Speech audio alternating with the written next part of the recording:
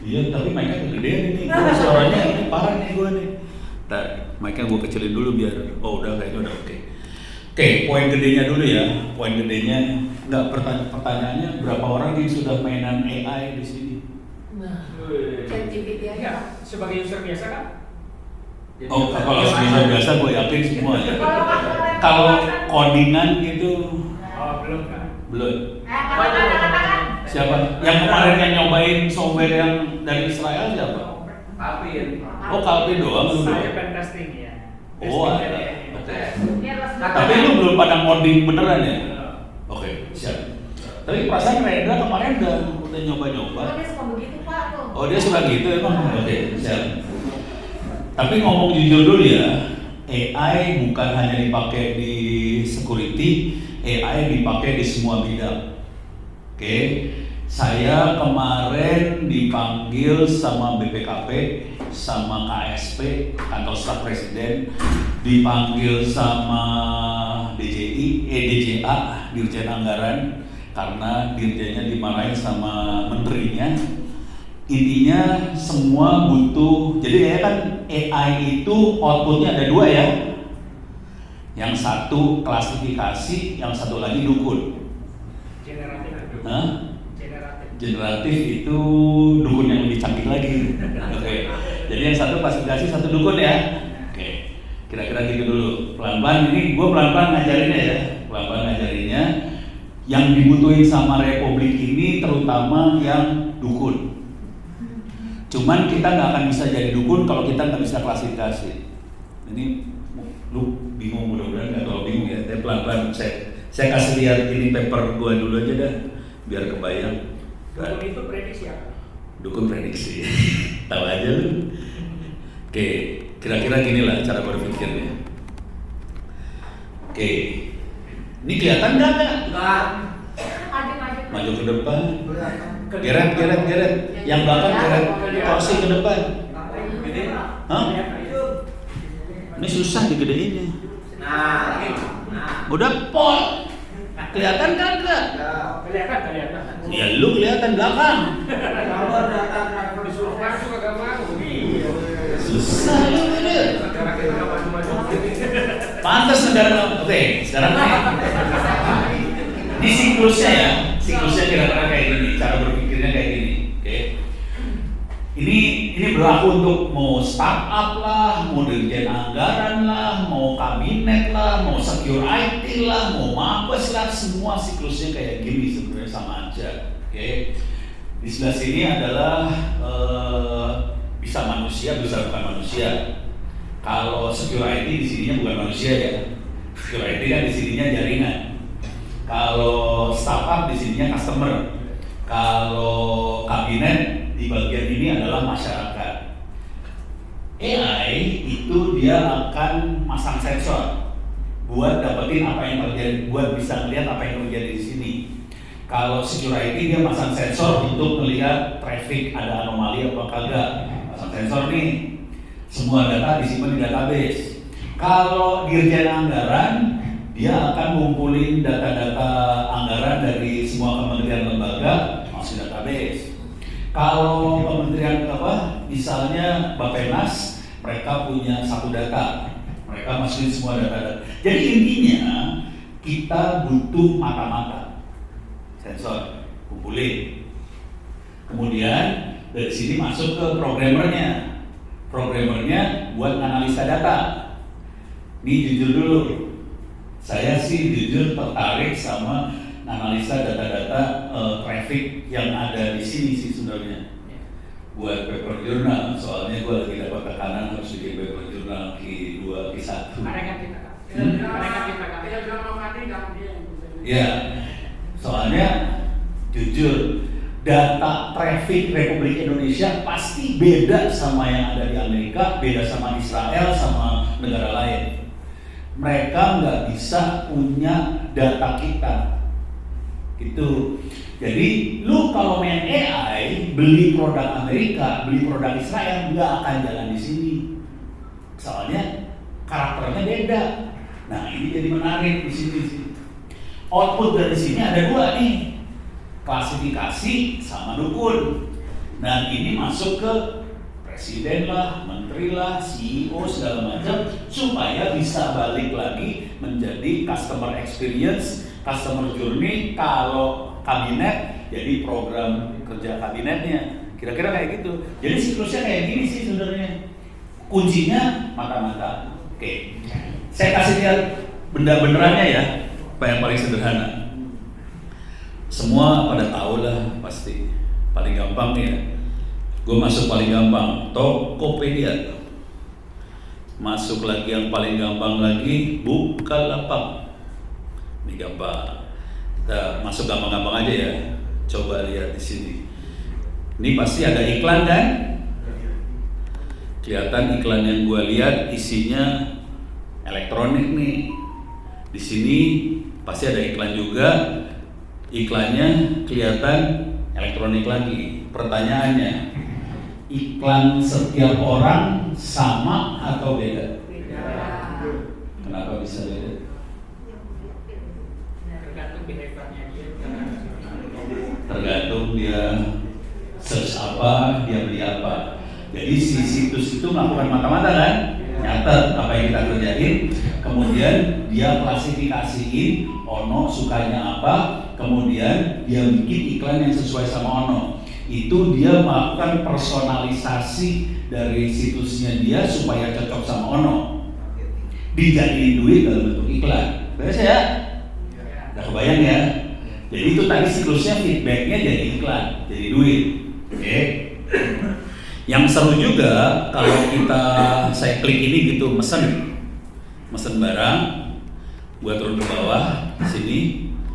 Ini ada barang terkait, barangnya sama lagi nih. Ini AI juga.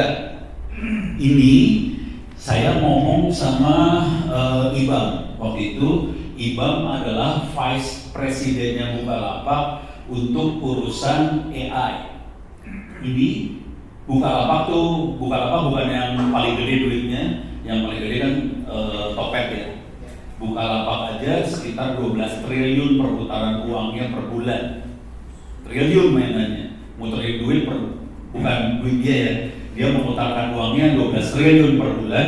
Ditambah ini dia ukur ternyata nambah putarannya beberapa ratus miliar per bulan. Cuma gara-gara barang terkait ini. Jadi caranya sederhana banget.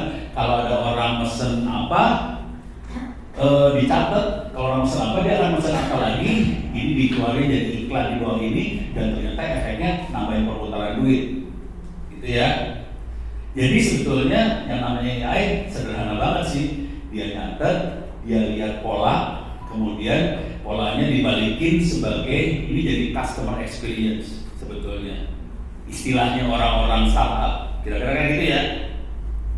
Ini juga balik lagi ke security juga sama aja ntar. Cuman bentuk customer experience-nya adalah cara melihatnya gitu ya. Ini traffic normal, yang normal kayak gini. Toto ada towing gitu, ada traffic yang ajaib.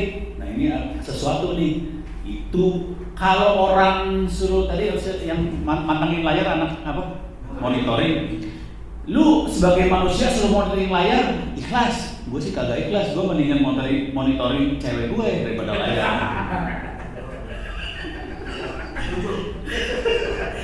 Monitoring apanya cewek gue kan lebih enak.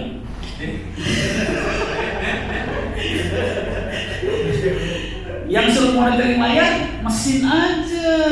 Jadi caranya kita tangkap semua pola traffic yang normal seperti apa. Kalau ada yang nggak normal, kasih tahu. Jadi caranya kayak gitu, itu AI banget tuh. Jadi kita harus punya data yang normal seperti apa, yang tidak normalnya seperti apa. Kalau ada yang nggak normal, tangkep, kasih tahu. Kira-kira kayak gitu. Itu harus diprogram sih. Nah itu gue pengen mainan yang itu, karena jadi AI jadi masuk ke dunia security ini kan. Beres ya? Kebayang ya? Pelan-pelan nih. Ini kalau ada pertanyaan langsung diterus aja ya. Gitu ya. Nambahin aja Kak. Kadang orang berpikir ya, teman-teman yang tadi bilang kamu, kadang orang kan berpikir cuman alif aja bisa dengan script lain gitu kan. Artificial intelligence bukan artinya itu langsung canggih ya. Tidak perlu dipahami dulu. Artificial intelligence kadang-kadang seperti yang mana, yang intelijennya masih bawah, sambil dia nanti berkembang dia akan belajar. Jadi artificial intelligence yang tadi dijelaskan Kamono itu baru yang masih sederhana. Nanti kita lihat Kamono yang tadi itu akan makin smart ya. Kita lihat. Jadi semakin banyak data yang dikumpulin, semakin presisi dia bisa nebaknya. Gitu ya. Contoh yang lain mungkin ada hubungan sama security, contohnya adalah di OJK misalnya. OJK itu atau DBI, mereka mengoperasikan sistem RTGS apa yang buat transaksi duit ya. Dia harus mendeteksi kalau ada fraud, kalau ada orang yang nyuri segala macam. Jadi caranya sederhana, dia kumpulin semua traffic dia kumpulin, tapi ini trafficnya bukan traffic jaringan, dia kumpulin traffic transaksi uang. Yang normal traffic transaksi uang kira-kira kayak gini, berapa transaksi per hari, per jam itu berapa transaksi. Toto ada yang naik, terus trafficnya kayak gimana, itu dia tahu ini nggak beres. Tapi itu nggak mungkin dikerjain sama orang, mata orang bakal lepas. Jadi itu dikerjakan sama mesin. Jadi fungsi mesin adalah supaya manusia hidupnya enak. Makanya saran gua anak-anak monitoring coba ngembangin seperti ini, dan ini itu udah levelnya skripsi S2 S3 sih sebenarnya. Jadi habis ini lu pada sekolah dijamin halal, dosen lu kagak bisa. Masih lulus, nggak juga sih. Yang jadi masalah kadang-kadang kalau dosennya kagak bisa nggak ngelulusin tadi. Iya, dosen-dosen kadang-kadang minta dikumpulin deh. Udah beres ya? Bayang ya? Oke, sekarang saya akan coba ngasih lihat pelan-pelan contoh yang lain. Contoh paling sederhana, Google Maps. Saya paling suka sama Google Maps. Soalnya ini apa sih namanya? Visual. Jadi kita bisa ngelihat. Oke. Saya akan ngelihat traffic. Ini kelihatan traffic. Sorry. Gua gedein. Nah, gede kayak gini paling enak dah. Ini Google Map ya. Semua tahu Google Map. Pertanyaannya, warna hijau, lalu lintas lancar atau macet? Lancar. Merah? Macet. Pertanyaan sederhana lagi. Kok Google tahu? Dari mana dia tahu jalannya macet, jalannya lancar? Hah? Dari HP. Bener ya? Balik lagi, Google melakukan mata-mata. Kalau saya lagi di kampus, saya nanya kayak gini, sebagian mahasiswa ngomongnya Google tahu dari satelit. Wih, keren banget loh, Google kaya banget punya satelit buat monitoring semua mobil di seluruh dunia. Jadi cara yang paling blow on adalah HP Android itu dipakai buat mata-mata. Dari mata-mata itu kita tahu jalan macet atau lancar. Walaupun dari mata-mata itu ketahuan anggota TNI jalannya dari mana ke mana kelihatan semua. TNI lagi bergerak kemana kelihatan. Semua kelihatan ya. Yaitu itu side effect dari Google-nya. Tapi ini beres ya. Ini namanya klasifikasi. Kita bisa klasifikasi jalan lancar, jalan macet, beres. Sekarang udah pernah lihat Google Map jadi dukun? Belum? Belum pernah lihat? Belum pernah lihat ini jadi dukun? Serius lu? Serius belum pernah lihat? Gua kasih lihat perdukunan. Itu AI fungsinya dukun. Contoh dukun kira-kira gini, ini Google Map ya. Tapi dukun yang bakal kita butuhin ke depan, presiden ke depan itu dia butuh dukun. Contoh dukunnya presiden kira-kira gini. Dia pengen prediksi sebaiknya program apa supaya rakyat miskin menjadi sejahtera. Mana yang harus dia rubah, bukan dia rubah. Program apa yang harus dia kerjain supaya masyarakat yang miskin jadi sejahtera. Contoh, itu dukun. Jadi programnya apa? Nah, sekarang kita lihat dukunnya di sini. Contoh, kita mau jalan nih Tangerang, salah nulis ya? Bener. Tangerang ke Jakarta ya. Yes. Oke. Dari Tangerang ke Jakarta. Kita ini Tangerang Gua bikin ke Jakarta. Oke. Berangkat sekarang kelihatan nih macetnya di sini ya, kelihatan ya? Macet. Dukun bukan? Bukan dukun. Klasifikasi. Ini masih klasifikasi karena dia monitoring semua kendaraan saat ini. Nggak ada dukunnya di sini. Dia tahu jalan yang tercepat lewat sini, cuma kondisi macetnya di sini dia bisa lihat. Oke. Saya mundurin dulu jamnya biar ini kan leave now. Saya mundurin ke ini jam 10 ya. Saya mundurin ke jam 7 pagi lah hari ini. Tadi ini jadi arsip nih ya. Jam 7.30 lah. Lewat sini juga tetap lah. Oke. Ini macetnya parah ya. Oke. Tapi ini sejarah tadi pagi. Sekarang kita lihat dukun. Kita lihat dukun beneran. Tolong dilihat jam ini saya bacain ya karena ini belakang nggak bisa lihat nih kayaknya. Ini jamnya 7.30 hari Senin jam 8 Januari. Oke. Sekarang saya rubah. Ini saya rubah. Saya klik next. Selasa udah kejadian belum? Belum. Kita lihat ya Selasa tanggal 9 Januari. Oke. Macetnya masih sama ya? Macetnya masih sama? Hah? Agak berubah tadi. Agak berubah dikit, coba ya. Kita mundur dulu, Senin. Tuh. Agak berubah warnanya. Yang sebelah mana? Yang sebelah kanan. Sini ya? Kanan ini, dekat sini. Oh, daerah situ yang berubah ya? Coba dirubahkan. Coba next. Oh iya benar, ini berubah ya? Sebelah kanan berubah ya? Coba kita hari Rebo. Rebo. Berubah banyak nih ya? Gua naikin. Ini tanggal 10 ya? Udah kejadian belum? Belum. Ini tanggal 11. Oke. Tuh ada birunya sekarang. Tadi nggak ada. Tanggal 12. Nggak gitu kelihatan. Ini hari apa? Jumat. Iya Jumat. Ini hari Sabtu. Sekarang Sabtu tanggal 13. Beda. Berubah banget ya.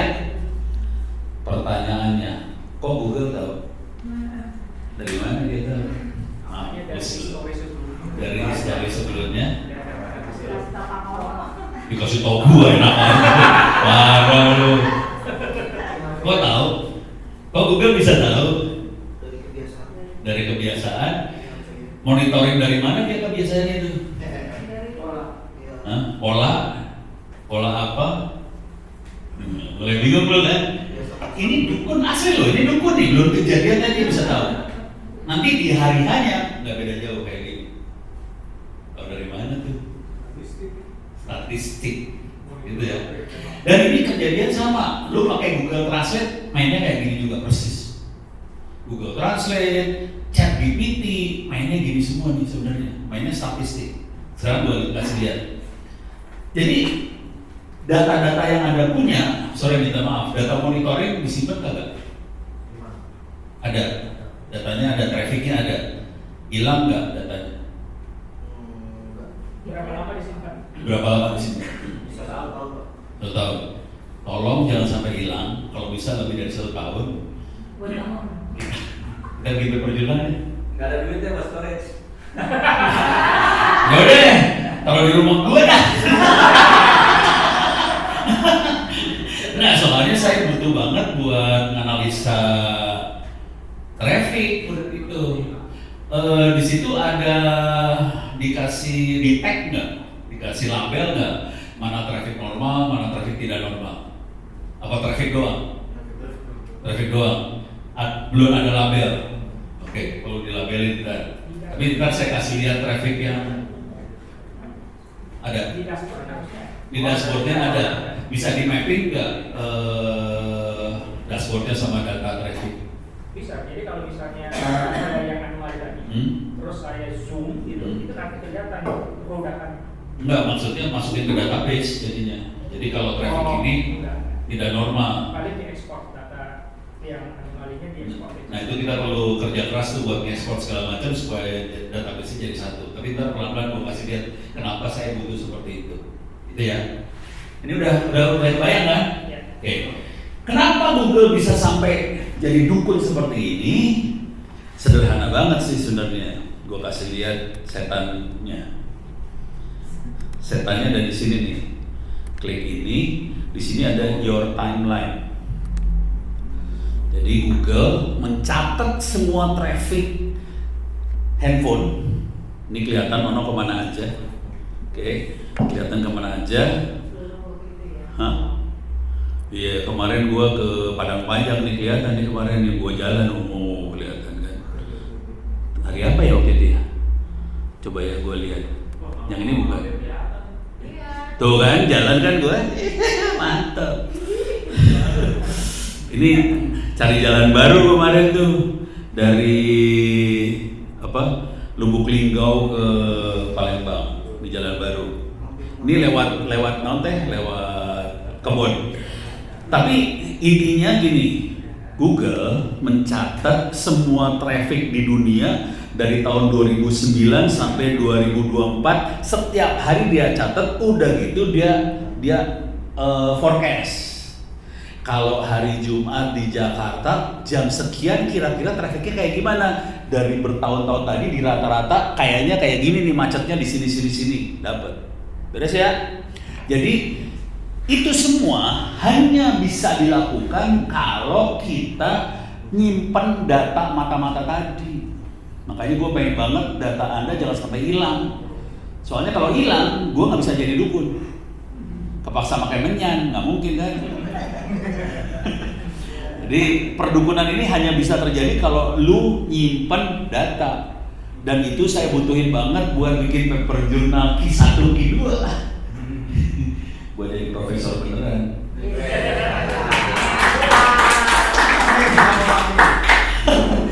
Jadi gue minta tolong banget soalnya gue nggak bisa. Saya untuk bikin paper jurnal saya butuh data sih. Ntar bisa tulis bareng, apa gitu ya. Udah kebayang ya? Udah kebayang? Sip? Oke. Sekarang saya akan mulai masuk ke tekniknya. Sampai sini dulu ada pertanyaan nggak? Aman? Kan ada fitur misalnya don't track me atau clear. Ya hilang ya? Hilang. Tapi kan ya Calvin nggak kelihatan. Saya tetap, kalau saya gue sengaja yang gue buka. Soalnya gue kepaksa ngasih contoh, kepaksa gue buka. Tapi ini pakai nomornya istri sih sebenarnya. Jadi nama istri ya kan? Dia nggak tahu. Ya gue kan jahat juga orang. Kalau istri 3 dong. Kalau mau Isman. Oh. Enakan istri. Lu jangan ngomong soal cewek-cewek ini jangan. Ya loh, kayak menteri. Ntar dia lapor ke bini gue kan gue nih. Oke, ada lagi pertanyaan urusan yang ini beres ya? Kebayang ya? Jadi fungsi Anda di AI machine learning adalah untuk klasifikasi sama forecast. Untuk klasifikasi forecast kita butuh data. Yang perlu kita catat dalam hati kita adalah data ini beda untuk setiap negara, setiap lokasi beda. Nggak bisa kita pakai AI buatan Israel di Indonesia langsung, nggak bisa. Mereka harus training datanya dia dengan kondisi Indonesia. Kalau nggak dia bisa salah. Beres ya? Jadi bohong banget lah AI buatan Amerika pasti jalan di sini bohong. Gitu. Beres ya? Nah sekarang data training kalau kita mau algoritmanya sendiri mau kita kembangin. Ini saya langsung masuk ke ada 2 jenis lah. Kalau mau ngembangin yang dunia normal biasanya kita masuknya ke Kaggle. Ini Kaggle itu dia nyiapin data buat training. Tapi ini semua bidang. Kalau kita mainan buat jaringan security segala macam, kita biasanya masukkan ke UNB, Cyber Security. UNB adalah University of New Brunswick di Nova Scotia di Kanada. Mereka yang nyimpen data buat training buat cyber security. Oke. Jadi ada Canadian Institute for Cybersecurity. Di sini ada dataset. Kita bisa training algoritma yang kita bikin supaya kita bisa deteksi dark web lah, ada IDS, ada segala macam. Oke. Tapi ini dengan data traffic di luar. Nanti kita harus ngambil lagi data traffic Indonesia, kita training algoritma yang kita punya supaya lebih presisi untuk di Indonesia. Supaya dapat model khusus untuk itu. Betul. Oke. Ini kita lagi ngomong bahasa yang mungkin agak susah dimengerti, model apa segala macam. Nanti pelan-pelan saya kasih lihat ya. Model itu apa segala macam, nanti programmingnya seperti apa. Sampai sini udah oke ya. Kita butuh data buat training. Oke. Nah, sekarang saya akan masuk ke matematika. Mampus lu.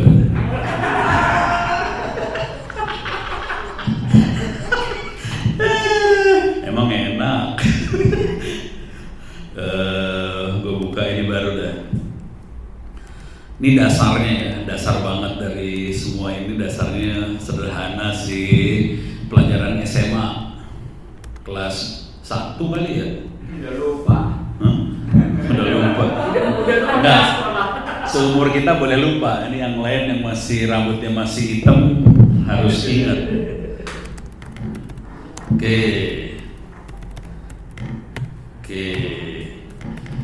Persamaannya kayak gini bentuknya. A kali X plus B sama dengan Y. Persamaan apakah itu? Linear ya. Ingat gak sih lu? Oh, mulai pada bengong gitu. Linear ya? Oke. Sekarang saya akan ngasih soal. Oke. Belum tahu udah lupa memang. Ini mah gampang, asli itu mah gampang banget. Nanti kalau kita mulai masuk algoritma, mau neural network lah apa, persamaannya kayak gini doang sih sebenarnya. Benar ya. Cuma nanti beda-beda algoritma, beda kemampuan untuk bisa presisi. Kira-kira yang kita kejar presisi. Bagaimana kita menjadi dukun tapi dukunnya presisi, gitu ya. Tingkat kesalahannya rendah, itu yang kita cari. Tapi bukan overfitting kan? Apa? Bukan overfitting. Bukan overfitting. Ya itu terlalu teknis, tar dulu lah. Tar udah pingsan. Kira-kira persamaannya kayak gini dulu ya. Sekarang saya kasih data training. Nih gua kasih data training ya. Kalau X1 Y-nya 7, X2 Y-nya 8. Oke, X3 Y-nya 9. Oke, coba kalau X4 Y-nya berapa? Berapa? X1 7. Berapa? 10. Pintar lo pada ya. Oke. Pertanyaan gue yang lebih agak bikin pusing adalah A-nya berapa, B-nya berapa. Silahkan dihitung. Gue kasih tahu ya, ini pelajaran, biasanya pelajaran SMA kelas 1 atau kelas 2, teknik yang dipakai biasanya namanya substitusi. Mampus. Hitung A-nya berapa, B-nya berapa? A1, B berapa? B6. Siapa yang jawab sih tadi? Oh, yang baru lulus. Yang ini langsung naik.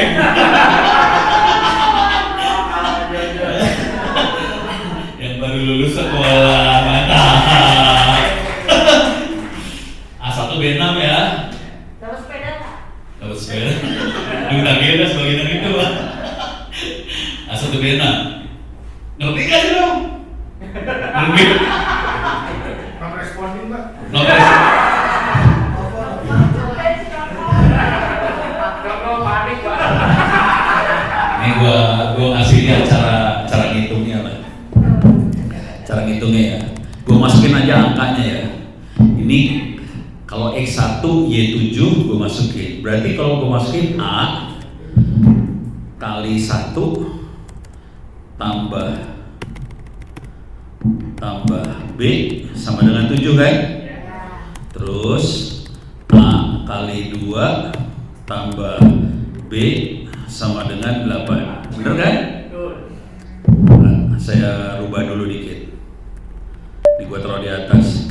Oke. Atas kurang bawah.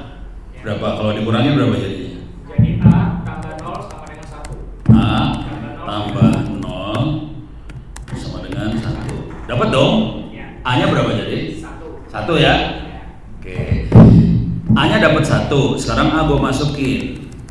1 kali 1 tambah B sama dengan 7. Jadi B-nya sama dengan berapa? 1 kali 1 1 ya. 1 kali 1 1 dipindahin ke sebelah sana, jadi B sama dengan 6. Udah beres gitu doang. Itu namanya substitusi pelajaran SMA kelas 1. Beres ya? Oke, SMA kelas 1 tadi berantem. Dia mau berantem. Pelajarannya berantem aja, capek.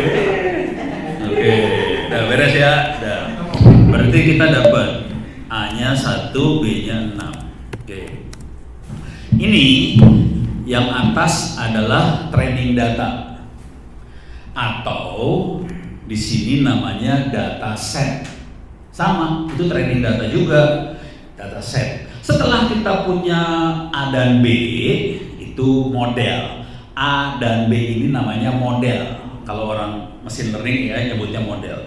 Jadi kita punya data set, dari data set kita dapetin model. Setelah dapat model, kita bisa pakai itu model buat klasifikasi atau dukun. Sekarang saya mau jadi dukun, contoh dukun. Oke. Kalau X-nya 10, saya pengen jadi dukun nih. X 10, Y-nya berapa? 16. Ini namanya dukun. Beres ya? Kalau X-nya 20, 26. Ini dukun. Dukun cuma gitu doang. Jadi kuncinya lu harus punya training data, dapetin model, kita bisa forecast atau klasifikasi. Makanya saya butuh banget data monitoring Anda jangan sampai hilang supaya saya bisa dapetin model. Dari model kita bisa dapat forecast, bisa segala macam. Beres ya? Jadi tolong data jangan sampai hilang. Itu penting banget, nyawanya ada di situ. Karena data Anda itu spesifik, itu data jaringan di Republik Indonesia. Orang Israel nggak tahu, orang Amerika nggak tahu, orang Australia nggak tahu, semua orang nggak ada yang tahu, yang tahu cuma orang Indonesia. Jadi kalau kita bisa bikin model buat Republik Indonesia, sangat dibutuhkan oleh siapapun presidennya tahun 2024 besok. Sekarang 14 Februari. Bulan besok. Ya, dan mereka akan naikin anggaran pertahanan ke 2%. Yang bakal dapat duit lu pada. Gitu. Insya Allah dapat duit.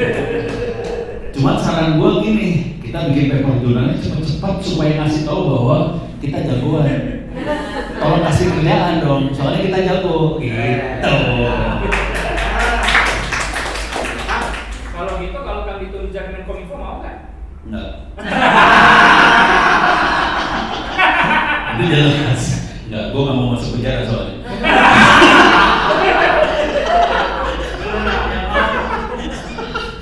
Ini beres ya? Oke, sekarang gue akan ngerubah model ini. Ini gue rubah nih. Ini beres ya? Sekarang gue kasih lagi. Oke. X-nya itu bisa macam-macam sih. Saya bikin X yang 2 variabel. Misal, saya monitoring cuaca 25 derajat, ininya humidity 30%, dapetin cerah cuacanya. Tolong perhatiin, sekarang parameternya bukan hanya angka, bisa persen, bisa derajat, bisa huruf. Oke, sekarang saya bikin lagi. Misalnya 26 derajat, ini misalnya 25% cerah misalnya. Cuman di sini saya bikin lagi 15 derajat, ininya 90%, di sini hujan. Sekarang saya ini cuaca ya, cuaca. Sekarang misalnya saya hasil monitoring ternyata suhu 12 derajat Celcius, di sininya 80%. Kira-kira cuacanya apa? Hujan. Jago lu badan. Gua kagak nanya A dan B-nya ya. Soalnya A dan B-nya bonyok lu ntar. Jadi kita bisa nebak dengan cara ini. beres ya. Jadi kira-kira kayak gini, yang atas ini adalah training data, terus kita butuh model, dari model kita masukin X, dapetin Y, beres ya. Oke. Mesin learningnya cuma gini doang sih, lu pada ditipu aja semua. Sekarang gue masukin yang lain, X-nya kira-kira gini.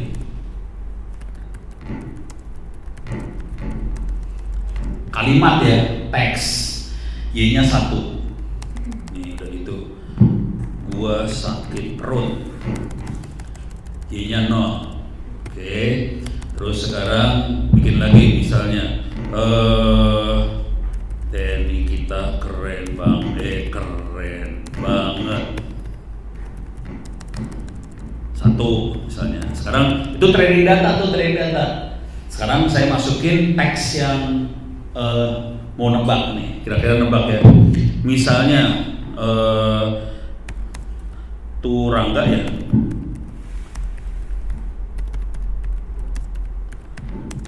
Y-nya berapa? 0. Pada jago langsung ya. Ini adalah klasifikasi. Klasifikasi ya. Ini di atas adalah training data, di bawah ini klasifikasi. Jadi di AI kita boleh variabelnya bisa angka, bisa tulisan, bisa gambar, bisa apa aja kita masukin, kita bisa dapetin ininya. Cuman yang kunci yang sering orang tidak sadar adalah kita harus punya makhluk ini. Kalau lu nggak punya training data, nggak punya dataset, sampai kapanpun lu nggak bisa nebak. Gitu. Kuncinya di dataset sebenarnya. Oke. Ya, sampai sini ada pertanyaan? Pertanyaan nggak ada? Aman? Aman?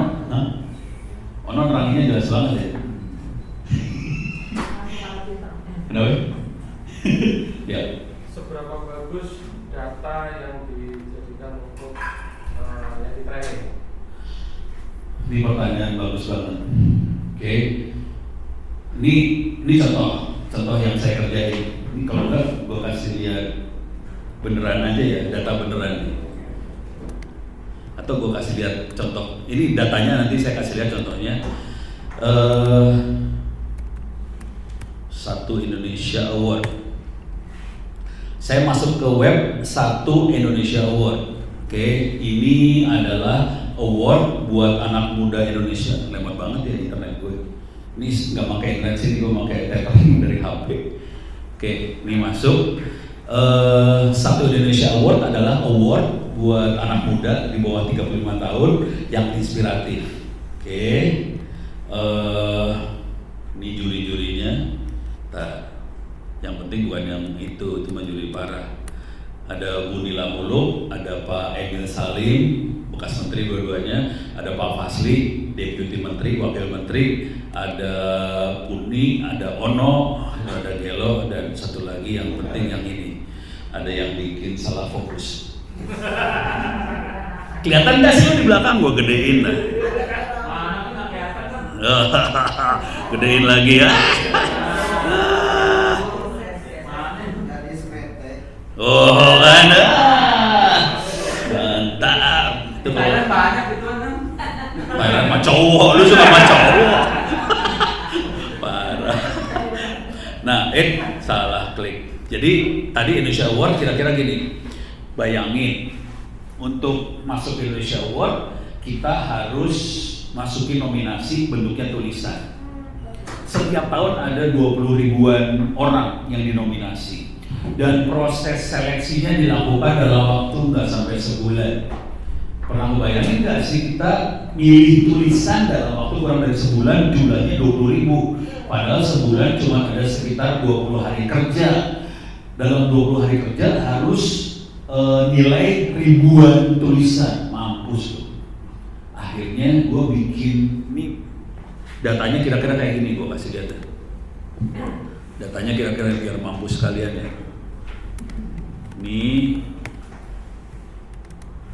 Ini contoh data ya. Ini contoh data. Datanya kayak gini nih, horor. Ini file Excel sih. Nah, nih datanya kayak gini. Jadi bentuknya tulisan. Di sini ada tentang obstacle, tingkat kesulitan, outcome, outreach, sustainability, dan di ujung sebelah sini, belakang mudah-mudahan kelihatan, ini ada angkanya. Jadi ibaratnya gini, ada jawaban soal esai, ada nilai. Dan kita sudah ngumpulin data ini sekitar 13 tahun, per tahunnya ada sekitar 10.000 tulisan. Tulisan kayak gini nilainya berapa? Yang nilai itu Pak Emil, Bu Nila Muluk, ada nilainya. Gue minta dong sama ini, sama siapa? Sama yang megang data, teman-teman dari Tempo, gue minta dong datanya. Jadi dia punya data, tulisan ini nilai sekian, tulisan ini nilai sekian, tulisan ini nilai sekian. Ini kan pertanyaannya seberapa presisi tadi kan ya?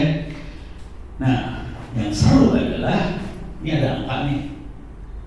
Yang seru adalah gini, dia si program model yang kita buat akan ngeluarin sesuai dengan statistik lah. Jadi sebagian besar juri akan cari aman. Dia akan ngasih nilai rata-ratanya di tengah-tengah nih, 7 kayak gitu rata-rata. Akibatnya semua tulisan yang dimasukin akan keluar 7. Kalau sebagian besar orang kasihnya 7, dia kasih tulisan apapun jadi 7. Nah, seberapa bagus data yang kita masukin supaya datanya jadi keluar hasilnya benar, gitu kan? Nah, itu kuncinya. Ini kejadiannya adalah di kasus yang ini yang paling saya suka adalah Dian Sastro, karena dia cakep. Dian Sastro tuh kalau kasih nilai sadis. Dian Sastro sadis banget orangnya. Dia kritis dan dia sadis banget. Dia akan kasih nilai diskrit ya, 1 atau 9. Kalau kita juri yang normal 7, 7, 7, 7, 9, 7, 9, 7, 7, 7, 7, 9. Dian Sastro 1, 9, 1, 9. Parah dia. Konsekuensinya kalau ada tulisan dimasukin ke Dian Sastro, kalau bisa dapat 9, ini pasti jago nih orang. Akhirnya gue bikin 2 model. Ada model juri yang normal, ada Dian Sastro. Gue masukin Dian Sastro, gue bisa dapetin ini langsung tulisan bagus dapat. Jadi kira-kira kayak gini jawabannya. Jadi seberapa bagus data yang harus kita kumpulin supaya kita bisa prediksi dengan baik. Datanya harus sadis sih. Harus kita punya data jelek, kita punya data bagus, harus punya dua-duanya. Jangan datanya bagus semua. Kalau kita kasih komputernya data bagus doang, kita nggak tahu yang namanya jelek. Overfitting. Ya, tidak overfitting, kebagus semua. Jadi tadi waktu data dikumpulin, data yang monitoring dikumpulin, kalau bisa kita punya data bagus, traffic bagus seperti ini, traffic jelek kayak gimana, harus punya datanya dua-duanya. Supaya dia bisa tahu, oh ini yang jelek, oh ini yang bagus. Kebayang ya? Sorry, jawabannya saya kasih cerita bentuknya supaya kebayang. Oke? Dan ini saya masukin jadi paper jurnal. Si Ono kan rada gelo orangnya. Ini gue kasih lihat lah. Kalau mau tahu jurnalnya di sini ya. Yes, klik. Oke. Jiteki Ono. Ini jurnalnya ini key-nya key 3. Jadi saya membandingkan. Nah, yang seru adalah ini yang Anda lihat di depan ini. Ini adalah source code. Ini source code ya. Ini source code. Ini membandingkan mesin learning sama manusia dari Satu Indonesia Award. Hasilnya sama. Nggak beda jauh antara manusia sama mesin. Tapi kalau kita lihat papernya, ini bisa di-download PDF-nya, saya udah download, saya kasih lihat aja papernya ya langsung ya, biar kebayang. Jadi paper jurnal tuh kira-kira kayak gini bentuknya ntar. Kalau nggak salah kan papernya yang ini kalau nggak salah. Ya bener ini dia. Nih, gua nulis sendirian waktu itu iseng. Ini nulisnya kalau tahu, ini saya nulisnya seminggu. Cuman data dari Tempo supaya bisa diolah butuh waktu 6 bulan. Jadi nanti data tadi tuh, data monitoring, kan tadi gue langsung ngomong, ini udah dikasih label dulu, ini traffic bagus, ini traffic masalah, itu biasanya akan butuh waktu lama buat ngelabelin. Jadi itu akan bulan tuh artinya, buat nganalisanya minggu. Saya bikin programnya sekitar 30 menit doang. Bikin program 30 menit, langsung analisa, bikin paper jurnalnya seminggu, langsung terbit. Yang seru adalah si ini. Nah, bayangin dalam paper jurnal gua kasih source code. Ini source code nih. Ini source code. Dan si reviewer jurnal nggak tahu bahwa orang masukin source code di sini. Asli nggak tahu gitu. Udah pernah lihat source code-nya machine learning? Nah, ini source code-nya kayak gini. Ada pertanyaan, pakai apa? Pakai apa? Gue praktekin langsung ya. Ini di belakangnya dia Python. Cuman saya pakai yang lebih manusiawi. Saya pakai Anaconda. Pakai emaknya Python. Anaconda akan panggil Python. Nanti kita jalanin Orange. Pakai Jupyter juga. Enggak, ini kan di Linux. Oke, terus ya. Kita praktekin ini udah kebayang ya? Kita praktek nih sekarang. Oke. Kita praktek. Ini udah tutup. Tadi udah ini tutup. Ini udah ngerti urusan ini udah ngerti ya? Oke. Kita praktek sekarang. Asik. Sorry. Mana sih? Tanda seru mana tanda seru?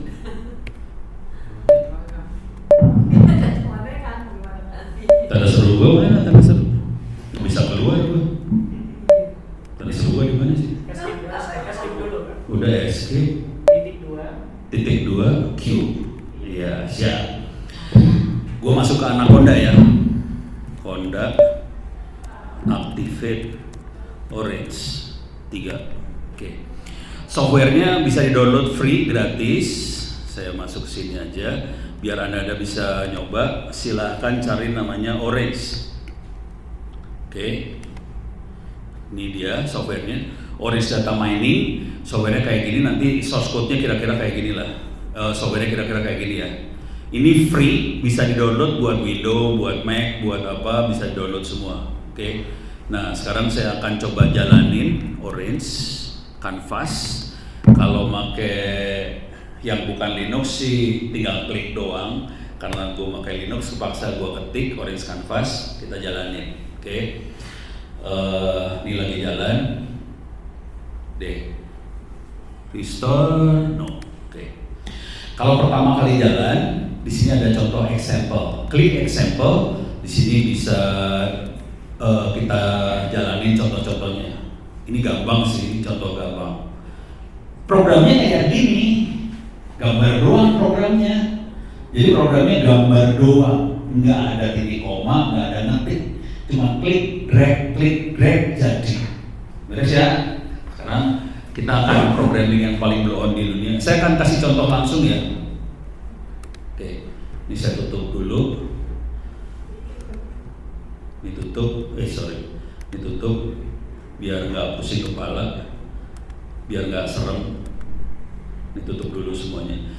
Kalau kita baru install, biasanya kita akan dapat sampai sini: data, transform, visualize, model, evaluate, unsupervised.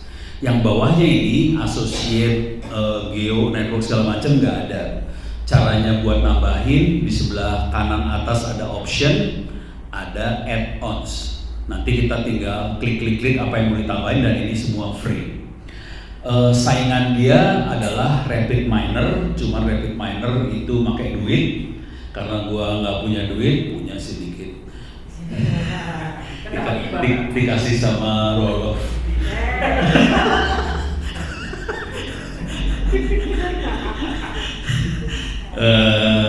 Tapi tetap aja gue lebih suka yang free, open source, Orange. Mana Roloff nih? Roloff kagak ada. Wah, masa kasih duit kawan lo dikit. Nggak, udah.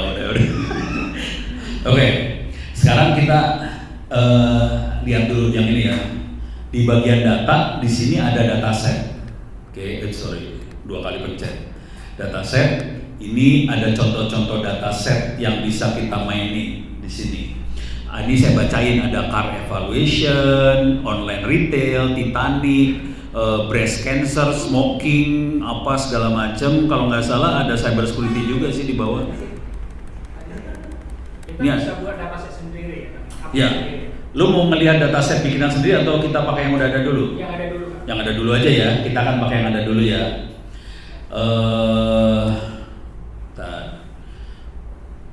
Gue lagi mikir ini fiturnya banyak banget. Fiturnya ya. Kemampuan analisa macam-macamnya banyak dia. Gue lagi mikir enaknya gue ngasih lihat apa ke lu pada gitu. Ini contoh yang paling blow on lah. Ini contoh gue belum bawa. Ulet aja jangan apa. Hah? Data ulet aja. Data ulet. Oke.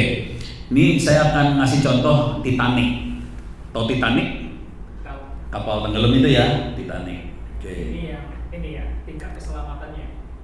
Iya. Ini lebih ke karakter malaikat maut. Dia ngambil siapa sampai selamat. Iya. Jadi kalau kapal tenggelam, ada malaikat maut datang, kira-kira ini teknik pengambilan keputusan. Ini kapal tenggelam, malaikat maut datang, kira-kira penumpang mana yang harus diambil nyawanya duluan, gitu ya. Sekarang gua kasih lihat datanya. Datanya sih di belakang susah ngeliat nih buat kamu. Kelihatan nggak sih? Lu nggak kelihatan, lu mending maju kan? Dia melihat iman dia. Hah? Ini saya klik Titanic, oke, klik. Sekarang saya pengen lihat datanya seperti apa. Di sini ada buat print tabelnya, saya geret ke sebelah sana. Saya akan melakukan programming, saya sambung. Cuma gini doang programming, sambungin, klik, udah beres ya. Ini gue buka rahasia dulu. Ini kita kan tahu caranya ya, klik kanan, klik kiri, digeret itu, klik lepasin. Ini ya tombolnya kan. Gue kemarin di Dirjen Anggaran, DepQ, gue gini segala macam, mereka pada ngomong, kalau itu caranya gimana ya? Asli gue besok buset. Akhirnya kepaksa cara ngajarnya, ini saya klik, ini saya geret ke sana, saya lepas kliknya, ini saya klik lagi, kasih tabel ke sana, lepas, sampai kayak gitu ngajarnya di Dirjen Anggaran Republik Indonesia. Kayak gitu gua ngajarnya, harus sabar sekali ya ternyata. Karena DepQ dimarahin sama menterinya ngomongin gini, lu kan punya data banyak. Gua kemarin udah beliin software untuk bisnis intelijen supaya dia bisa menganalisa data, udah gitu dia bisa prediksi ke depan kira-kira Republik ini akan beli apa, anggarannya seperti apa. Kan dia forecasting dari anggaran sebelumnya kan. Dia forecast ke depan, ternyata nggak ada yang bisa tuh orang-orang itu. Udah gitu mereka manggilin konsultan kan, semua konsultan isinya teori doang. Wah AI kayak gini, nggak ada yang praktek kayak gue, nggak ada. Jadi masalah besar Republik ini teorinya hebat, suruh praktek bonyok. Orang Indonesia banyak orang dari Surabaya ya. Retorika. Nih gue kasih lihat praktek blow on banget ya asli. Ini datanya kayak gini nih ya, ini datanya. Bisa digedein kagak ya? Nggak bisa digedein. Lu lihat dari belakang ya. Kalau nggak kelihatan lu lihat. Jadi yang warna hitam ini kalimat di atasnya survive. Yes, no, hidup, mati. Sekarang ada itu Y. Kalau tadi persamaan AX plus B sama dengan Y, ini Y-nya, hidup atau mati. Kemudian di sini sumbu X-nya. Ada statusnya first class, second class, third class, crew. Terus ada umur, adult atau anak-anak, child, udah gitu ada gender, laki, perempuan, gitu ya.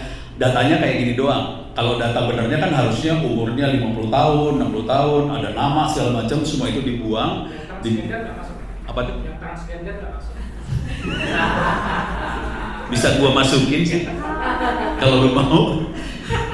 Tapi kan waktu tahun berapa? 18 sekian itu ya? 18 sekian waktu itu orang masih pada normal. Jadi ini jumlahnya ada 2.201 penumpang Titanic, dicatat semua laki, kelas berapa, dewasa, anak, mati atau hidup. Data cuma kayak gini doang. Pertanyaannya, bisa nggak dari data ini kita bisa ngelihat bagaimana bukan seorang ya, malaikat maut mengambil keputusan? Ya bisa pakai decision ini. Jadi kalau dalam bahasa kerennya adalah decision support system, itu bahasa kerennya. Oke. Itu termasuk kategori machine learning, termasuk AI. Pertanyaannya, ini lihat parameternya ada 3 ya. Status, kelas 1, 2, 3 atau kru, umur, dewasa anak, terus ada laki perempuan. Pertanyaannya, parameter cuma 3 itu ya. Status, umur, laki perempuan. Pertanyaannya, apa tenggelam? Malaikat maut datang. Yang dilihat duluan apa? Status, umur, atau laki perempuan? Umur? Dilihat dulu entropinya. Entropi itu? Dari setiap 3 itu kan.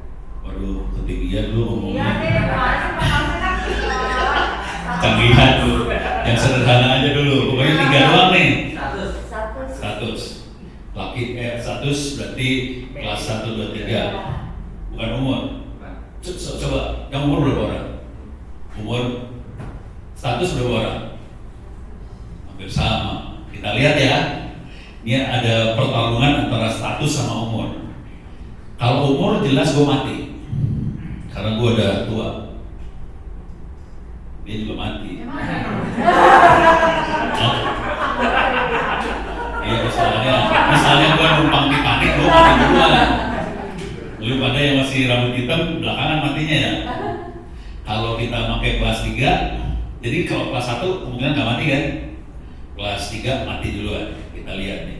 Oke. Data kayak gini doang ya. Sekarang programmingnya kayak gini nih caranya. Programmingnya. Ini saya buang. Di sini banyak algoritma buat bikin model.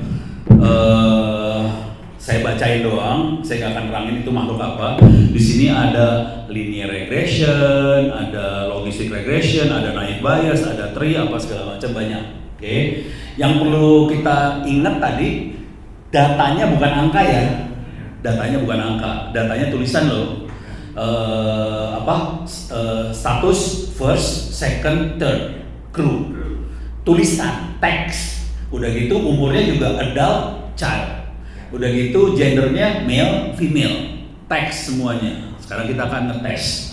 Cara ngetesnya di sini ada evaluate, di sini ada test score. Saya mau ngetes kalau kita melakukan machine learning, objektif dalam kepala kita adalah gimana caranya kita bisa secara presisi jadi dukun, gitu ya. Jadi kita harus milih algoritma apa yang bisa kita pakai supaya errornya seminimal mungkin. Oke, jadi kita akan ngecek error di sini.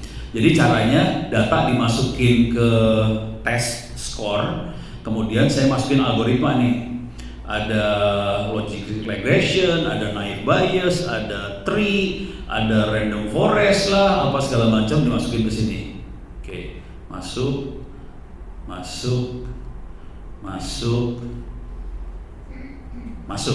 Oke. Kalau kita klik di sini, nah ini belakang nggak bisa lihat nih. Tapi gue kasih lihat di sini, ini bagian yang ini ada tulisan precision, tingkat presisinya. Di sini ada kelihatan tree 81,6% presisi, logistic regression 77,2, udah gitu di sini naive Bayes 77,2, random forest 81,4. Tree 81,6, lebih tinggi sedikit gitu ya. Konsekuensinya saya akan pakai tree. Jadi algoritma banyak, kita harus pilih algoritma mana yang paling presisi. Oke. Kita ambil, yes. Tentuin mana yang paling presisi, dasarnya apa ya? Dasarnya gini. Jadi ini ada data, ada 2000 data. Oke. Waktu cara dia ngetes ya. 2000 data, dia split. Dia pisahin datanya. Ada 10% buat testing, 90% buat bikin model. Jadi dia akan bikin model, terus dia punya data buat ngetes. Coba dia tes, bener nggak tebakannya? Dari situ dia nanti hitung errornya berapa. Jadi ada Y tebakan, ada Y sebenarnya, berapa persen errornya dari situ. Gitu ya. Ini pertanyaannya Gildas bagus kan? Iya, buat ngejelasin yang tadi lebih sederhana gini. Misalnya tadi kan ada 2000 datanya kan ya. Datanya kan tadi kan ada 2000 ya. Jadi yang dimaksudkan di tes itu misalnya saya ambil 100. Dari 100 itu saya lakukan 4 algoritma tadi, ya, baru nanti dari 100 itu kira-kira dari 100 sampel yang saya uji coba kesalahannya cuma 14. Kalau yang lainnya misalnya yang 20 atau yang 30 gitu kan, nah makanya dilihat ternyata lebih presisi yang 3, yang 0,8 sama. Kira-kira gitu. Jadi ambil dulu sampelnya dari speed paling itu diambil 100, baru dilihat mana yang paling presisi dengan yang tadi berapa persentage, baru itu yang dipakai model untuk data yang sebenarnya. Kira-kira gitu sih. Nah ini jadi dia akan create data simulation ya. Bukan data simulation, dia ambil dari data kita. Dari total data di split sama dia. Nah, split ya. Sorry. Total data dia split.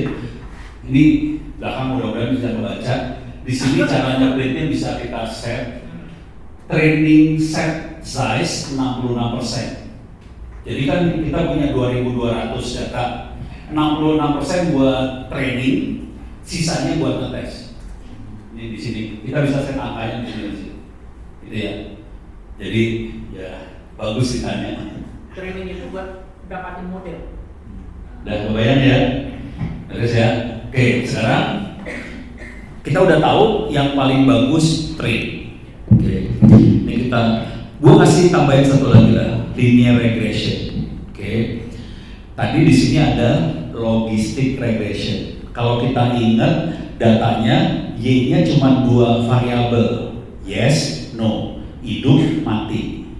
Dia bukan linear, dia on off, logical regression. Jadi kalau kita kasih linear pasti error di sini. Saya masukin linear ya, ini langsung error, merah warnanya, linear regression. Jadi linear itu bagus kalau datanya linear, Y-nya linear. Kalau Y-nya nggak linear, kita nggak bisa pakai linear regression. Sorry. Oke, ini kita buang ya, kita buang. Deh, ini kita buang lagi. Ini gue lagi programming nih, hati-hati nih gue programming, geblek kan. Programming cuma gini dong. Di belakang ini kan ada coding sebenarnya yang di generate dia. Ada apa? Coding. Oh, ini pakai ya Python. Iya, Python. Belakangnya dia Python ya. Tadi kan gue jalanin Anaconda dulu ya. Anaconda jalanin Python, Python jalanin ini. Oke. Nah ini saya dapetin model caranya gini nih. Jadi data gue masukin ke tree, dapetin model. Nah sekarang saya akan visualisasi. Jadi yang namanya machine learning itu cuma data, hasil mata-mata, masukin model, output visualisasi. Saya masukin visualisasi, saya masukin tree viewer. Oke, saya sambungin di sini. Udah. Sekarang kita lihat hasilnya. Saya rubah ke 2 level. Jadi minta maaf. Siapa yang bilang gender? Tadi lu bilang kelas ya? Status salah, umur salah. Yang benar, yang pertama kali dilihat sama malaikat maut, gender dulu, laki perempuan. Jadi lu dua-duanya salah. Jadi kalau lu mau selamat, kalau kapal mau tenggelam, lu mau selamat, lu harus pakai rok. Karena itu pun yang dievaluasi duluan. Jadi kelihatan. Padahal datanya kan cuma gitu doang ya. Mati, hidup, terus kelas 1, 2, 3, umur, gender. Ternyata hasil analisa, ternyata malaikat maut melihatnya gender duluan. Udah gitu kalau perempuan baru dilihat status, kalau laki-laki dilihatnya umur. Jadi kalau perempuan akan saya gedein lagi ya. Gedein lagi. Ini bukan sih, lu mah ngaco. Ini statusnya status kelas penumpang 1, 2, 3. Kelas 1, kelas 2, kelas 3 atau kru. Jadi kalau perempuan dilihat status, kalau kelas 3 lu mati. Kalau kelas 1, 2 atau kru hidup. Kalau laki-laki dilihat umur, lu anak-anak hidup, lu orang tua mati. Kalau ingat ceritanya Titanic, waktu Titanic itu yang mendesain cukup arogan, ini kapal nggak akan tenggelam, akibatnya skocinya lebih terbatas jumlahnya, pas tenggelam skocinya cuma sedikit. Makanya prioritas pertama yang naik skoci adalah perempuan. Perempuannya juga prioritas dulu, kelas 1, 2, 3 prioritas pertama. Kalau kelas 3 tenggelam aja mati. Laki-laki juga dilihat dulu, lu tua, lu ke air aja. Kalau anak-anak naik ke skoci. Jadi harus tahu cerita Titanic juga sih. Beres ya? Kalau status sih menurut saya karena ini ya, karena memang posisinya. Kalau Posisi kan kelas ketiga di bawah. keluar lama dia. Iya. Karena kan kalau dari udah proud nggak bisa milih nanya lagi. Kalau di ceritanya lebih horor lagi gitu, yang kelas 3 dikunci. Itunya apanya, pintu kelas 3 nya dikunci, jadi yang mau dimatiin aja kelas 3 sih. Makanya jangan naik kelas 3 deh. Ya itu video pertama. Jadi moral dari mesin learning cuma satu, jangan kelas 3. Oke, ini udah kebayang. Sekarang saya akan rubah datanya. Programnya cuma gini doang. Mesin learning mah gini doang. Segoblok ini mah programnya cuma tolol-tolol kayak gini doang. Sekarang gua rubah data ya. Car evaluation. Saya car evaluation. Saya akan lihat dulu datanya seperti apa. Ini saya sambungin. Oke. Mudah-mudahan Bang bisa lihat nih. Oke. Ini dealer mobil ya, dealer mobil. Di sini jadi dibeli atau nggak jadi dibeli. Sebelah sini yang warna hitam. Oke. Di sini adalah harga. Kemudian di sini maintenance, harga itu bisa tinggi, rendah, biaya maintenance tinggi, rendah, medium, terus jumlah pintu 2, 3, 4, jumlah penumpang 2, 4 banyak, luggage, kalau bahasa Indonesia luggage ya, bagasi ada yang gede, medium, small, udah gitu ini safety, low, high, safety-nya. Pertanyaannya, sama nih pertanyaannya. Bayangkan ini orang mau beli mobil, ada parameternya harga, maintenance, bagasi, safety, segala macam. Pertanyaannya, waktu orang beli mobil, yang pertama kali dilihat apa? Harga. Ya, plus 62 banget ini ya. Kita lihat dari algoritma, dari data tadi, pakai algoritma ini kita bisa lihat cara orang ngambil keputusan seperti apa. Ya, oke. Ini udah kelihatan. Gua nggak akan ngetes algoritma mana yang bagus. Saya akan masuk sini. Ternyata bukan harga, jumlah orang. Jadi dia pertama kali, kalau orang akan beli mobil kalau jumlahnya 4 atau lebih. Kalau 2 hanya sedikit, hanya orang-orang kaya yang beli mobil dengan jumlah 2. Kemudian safety, kalau dia medium high bakal beli, kalau low nggak dibeli. Yang terakhir baru harga. Kira-kira kayak gitu. Beres ya? Oke, sekarang gua akan masuk lagi yang lain. Oke, nih. Sampai sini ada pertanyaan nggak? Nggak ada ya? Oke. Sekarang saya akan masuk yang lain. Kak, Ya. misalnya waktu kita tadi draw yang tadi, di belakang itu kita bisa lihat Python code yang di generate nggak? Masuk ke enggak di sini. Bukan di sini ya? Di source code-nya kelihatan Python. Bukan di sini. Iya. Ya. Tapi ini Python semua dalamnya. Oke. Sekarang saya akan masuk yang lain nih. Oke. Itu harus pada minum semua biar punya energi dikit ya. Sekarang lebih susah. Kita akan analisa gambar. Oke. Ini saya kasih lihat nih ya. Ini gambar. Ini bayangkan kita punya kamera buat melihat pintu yang masuk siapa, gitu ya. Atau kita pengen deteksi ini orang yang lewat siapa sih? Berarti kita harus perlu klasifikasi. Ini siapa? Kalau yang gambar yang ada di saya ini sekarang adalah binatang peliharaan, domestic animal. Ini ada apa? Ada anjing, ada bebek, ada kuda, segala macam. Tugasnya adalah mengkelompokkan. Oke, mengkelompokkan. Ini kelompoknya siapa? Kalau kita sebagai manusia tahu ini satu kelompok nih. Ini pasti tidak satu kelompok sama yang ini. Itu manusia. Oke. Terus ini satu kelompok nih, sama ini pasti beda. Gitu ya, itu manusia. Sekarang saya kasih lihat datanya seperti apa. Datanya parah banget kalau mau tahu sih. Ini data. Saya kasih lihat datanya. Datanya kayak gini nih. Datanya cuman ada nama file PNG, besarnya file kilobyte, udah gitu pixelnya, tinggi, panjang, lebar pixel. Jadi kalau jumlah pixel ini kali ini ya, panjang kali lebar dapat jumlah pixel.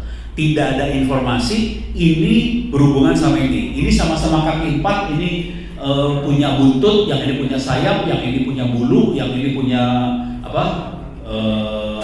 Rambut. Nggak ada informasi itu. Jadi fitur-fitur dari hewan itu nggak ada, dan kita harus dapetin fitur dari hewan tadi. Gitu ya. Kebayang? Jadi kita harus kelompokin berdasarkan kesamaan dari fitur tadi. Nah, buat kelompokin tadi, buat mengenerate fitur, nah ini udah mulai main yang namanya neural network. Neural network mainnya di sini nih. Oke. Nanti udah masuk deep learning ya. Deep learning. Ini kategorinya deep learning, kita mainnya neural network. Oke. Saya sengaja pakai gambar supaya visual banget kita bisa ngelihat. Oke.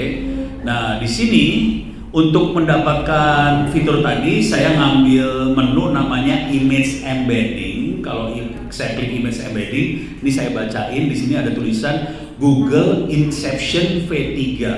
Makhluk apakah itu? Saya cari di sini Google Inception V3. Oke. Inception V3 is a convolution neural network that helps image analysis and object detection. Ini saya kasih lihat Google Inception V3 itu apa? Ini neural network kayak gini. Oke. Makhluk apakah ini? Ini adalah persamaan linear AX plus B sama dengan Y. Buktinya apa? Gue kasih lihat lu biar pada percaya sama gue. Nih ya, neural network AX plus B sama dengan Y, gitu ya. Oke, coba kita lihat gambarnya. Nih, ini belakang bisa lihat nggak ya? Susah nih lihat bapak. Yang belakang jurusan IPS semua kan? Ini pelajaran SMA, nggak peduli IPA IPS sama aja. Ini pelajaran SMA. Nih, gua kasih lihat. Apa hubungannya persamaan linear sama neural network? Jadi IPS semua tuh kan? Jurusan tetap bersama. Ini ya. Ini tadi neural networknya kayak gini. Oke. Sekarang kita lihat persamaannya langsung. Sorry.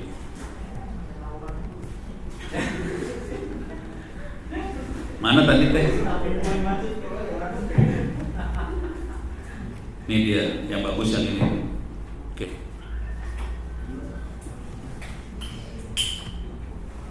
Oke, mudah-mudahan membaik. Dari belakang kelihatan kemudian. Tapi ini kalau kebaca, ini ada tulisannya X1, X2, X selanjutnya sampai XN. Ini X dikali W, X1 kali W1, X2 kali W2, X apa sampai XN. W ini di saya nulisnya jadi A. Oke, jadi A1 kali X1, A2, X2, A3, X3. Semuanya dijumlah, jadi jumlah dari AX tambahin activation energy itu B. AX plus B sama dengan Y. Ini adalah persamaan linear. Beres ya? Cuman X-nya banyak. Kalau tadi waktu gue kasih contoh, X-nya cuma 1. Kalau ini X-nya banyak banget. Suka-suka lu. Udah gitu persamaan linear ini dimasukin lagi ke persamaan linear, masukin persamaan linear, masukin persamaan linear, terus banyak banget. Jadilah si ini.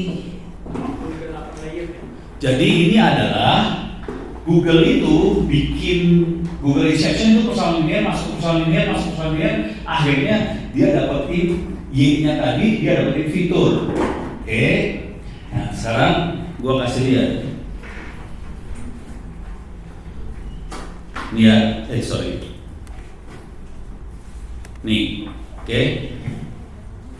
Sampai sini pusing nggak sih lu pada? Belum.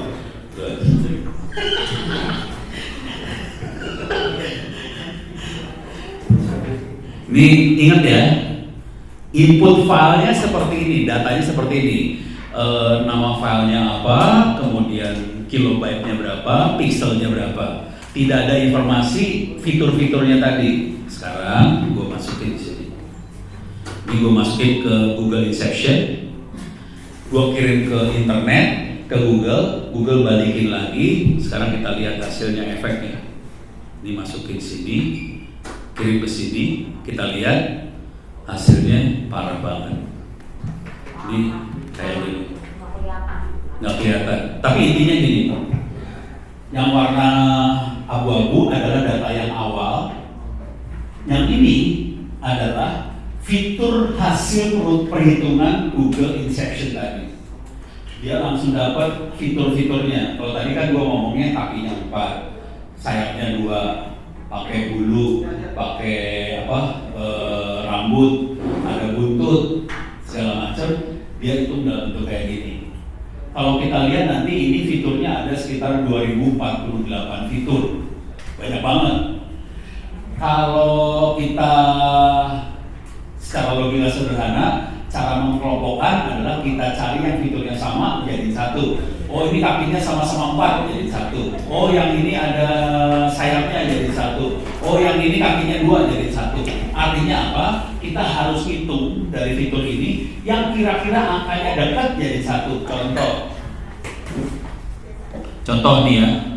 Ini ada angka 0,34 itu foal. Di atasnya ada 0,36 itu horse. Kakinya sama-sama 4 nih. Jadi itu jadi satu. Yang perlu dilihat di sini adalah yang tadi gue kasih contoh itu ada y-nya udah dikasih tahu. Ini y-nya nggak dikasih tahu. Ini tidak ada y-nya. Konsekuensinya untuk dapetin y-nya kita dari fitur kita kelompokin berdasarkan fitur. Kalau yang tadi kelompoknya udah kita set dari awal.